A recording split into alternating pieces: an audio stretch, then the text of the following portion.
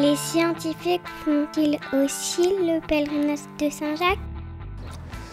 Eh ben, c'est une question qui est plus complexe qu'elle n'y paraît, hein. Et très clairement, on pourrait envisager la question sous un autre angle. Est-ce que les coquilles Saint-Jacques font leur pèlerinage annuel? Alors je sais que beaucoup de pêcheurs me posent la question souvent en me disant les coquilles Saint-Jacques bougent, et des fois on passe, il n'y en a pas, d'autres fois on passe au même endroit, il y en a. Donc en fait c'est pas si simple. Non, la réponse est non, les coquilles adultes ne bougent pas sur le fond, elles sont bien présentes.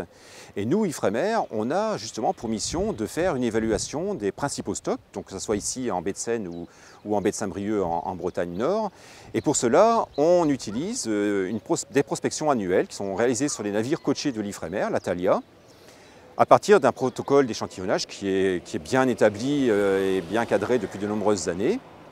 Et ces campagnes nous permettent d'avoir des données sur la taille des coquilles, leur nombre, leur âge, leur répartition sur le fond, qui nous permettent d'avoir des indicateurs qui serviront après, avec les organisations professionnelles d'une part et avec l'administration des pêches, à établir des mesures de gestion pour une pêche de la coquille Saint-Jacques qui est particulièrement fort réglementée.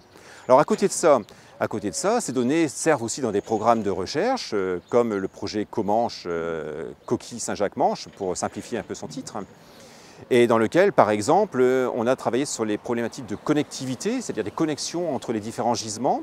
Alors on a montré dans ce cadre de ce projet que, non pas au stade adulte, mais au stade larvaire, donc ça dure à peu près 1 mois selon la température de l'eau, il peut y avoir des connexions entre, par exemple, le gisement de la baie de Seine, celui qui est un petit peu au large de Dieppe, celui qui est présent dans le détroit du Pas-de-Calais, mais pas du tout par contre entre la France, la côte française et la côte anglaise.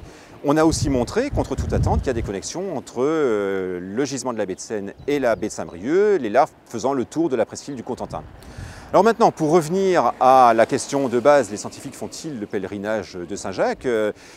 Vous n'êtes pas sans savoir que cette année, la conférence scientifique annuelle du Conseil international pour l'exploration de la mer, le CEM, a lieu à La Corogne, qui est située en Galice, en Espagne, donc très proche de Saint-Jacques-de-Compostelle. Donc cette année, la réponse est oui, les scientifiques doivent faire le pèlerinage de Saint-Jacques.